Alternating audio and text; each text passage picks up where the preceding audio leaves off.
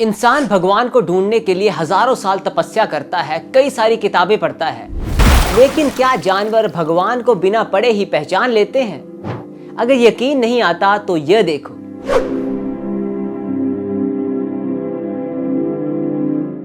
यह कोई trend dog नहीं है, यह अपने आप मंदिर आता है और घंटों बिना रुके परिक्रमा करता है। क्यों? अब यह देखो। जब एक हाथी की डेथ होती है तो हाथियों का पूरा झुंड उसके आसपास एक रिचुअल की तरह चुपचाप क्यों खड़ा रहता है?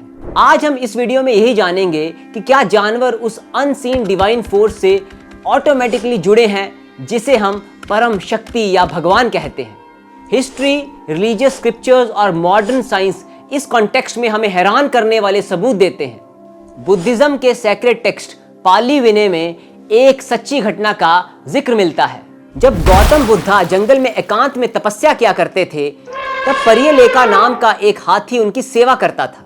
वो हाथी उनके लिए पानी लाता, अपनी सूंड से पेड़ों से फल तोड़ता और एक सिक्योरिटी गार्ड की तरह जंगल में गौतम बुद्धा की बाकी जंगली जानवरों से रक्षा भी करता था।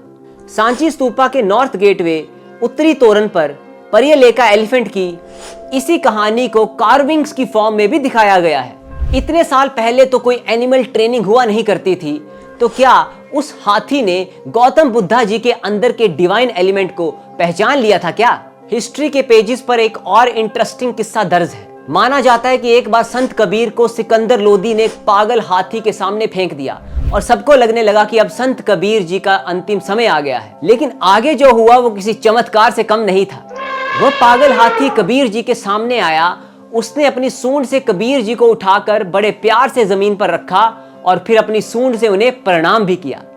सोचने वाली बात तो यह है कि एक अनटेम्ड और अनकंट्रोल्ड जानवर एक संत महात्मा के सामने आते ही कैसे एकदम से शांत हो गया और क्यों? एक ऐसी ही कहानी साउथ इंडिया के एक महान गुरु महर्षि रमन जी के साथ भी जुड़ी हुई है, जो तिरुवन्नमलाई तमिलनाडु में रहा करते थे। उनका एक बहुत ही गहरा रिश्ता था एक लक्ष्मी नाम की गाय के साथ।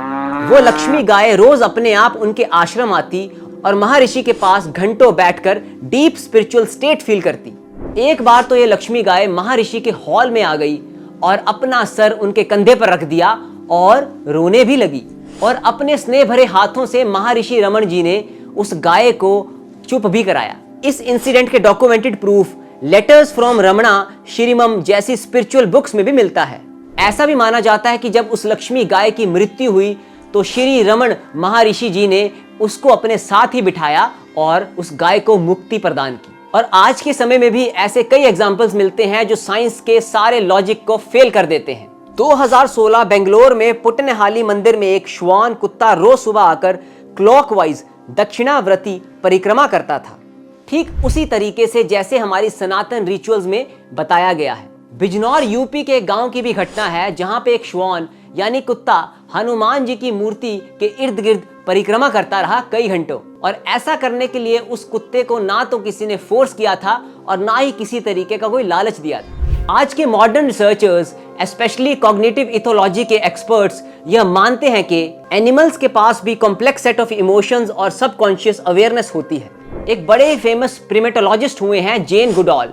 उन्होंने भी तंजानिया में चिंपैंजीज को 80 फुट कैकोम्बे वाटरफॉल के पास एक खास तरह का डांस करते हुए देखा था। और एज पर जेन, चिंपैंजीज का यह अजीब सा डांस स्पिरिचुअल फीलिंग की शुरुआत भी हो सकती है।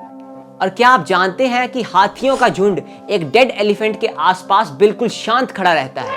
साइंटिस्ट इस बिहेवियर को नॉन ह्यूमन कॉन्शियसनेस का नाम देते हैं, यानी हाथी भी लाइफ और डेथ के बीच के फर्क को समझते हैं। इससे जुड़ी एक और हम आपको घटना बताते हैं जो आज के समय में भी जयपुर के फुलेरा तहसील के हरसौली नाम के गांव में होती है, जहां पर एक नीलकंठ पक्षी आता है। हर साल विजयदशमी यानी दशहरा के दिन इस स्थान पर नीलकंठ पक्षी के दर्शन होते हैं। ऐसा चमत्कार हर साल होता है और आज तक कभी कोई विजयदशमी का त्योहार ऐसा नहीं जब इस नीलकंठ पक्षी के दर्शन ना हुए हों। उत्सव के दिन जागरण उत्सव की समाप्ति तभी की जाती है जब नीलकंठ पक्षी के दर्शन हो जाते हैं। तो यह पक्षी अपने आप यहाँ आता कैसे है?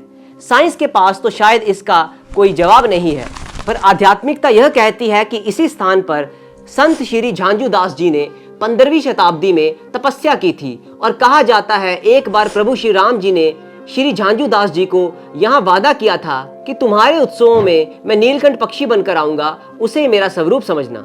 हैरानी की बात है कि आज भी जब श्री झांझू दास जी के वंशधरों द्वारा आज भी विजयदशमी उत्सव मनाया जाता है, तब उसी त्योहार में सुबह के समय जागरण के स्थान पर भगवत स्वरूप उसी नीलकंठ पक्षी के दर्शन भी होते हैं। तो सच क्या है? भगवान को समझने में ये जानवर हमसे आगे हैं या पीछे हैं? हम इंसानों के पास तो ईगो, ओवर थिंकिंग और पास्ट और फ्यूचर का बोझ है, लेकिन ये जानवर तो साफ मन से सिर्फ प्रेजेंट में ही जीते हैं और शायद भगवान या उस गॉड एलिमेंट को फील करने के लिए सिर्फ यही क्वालिटी चाहिए। और अगर कहीं आपने भी कभी जीवन में किसी जानवर को कुछ ऐसा अजीब करते देखा है जिससे उसका डिवाइन गॉड कनेक्शन क्लियरली समझ में आता हो, तो हमें कमेंट करके जरूर बताइएगा। हमें आपके कमेंट्स का इंतजार रहेगा। Thank you.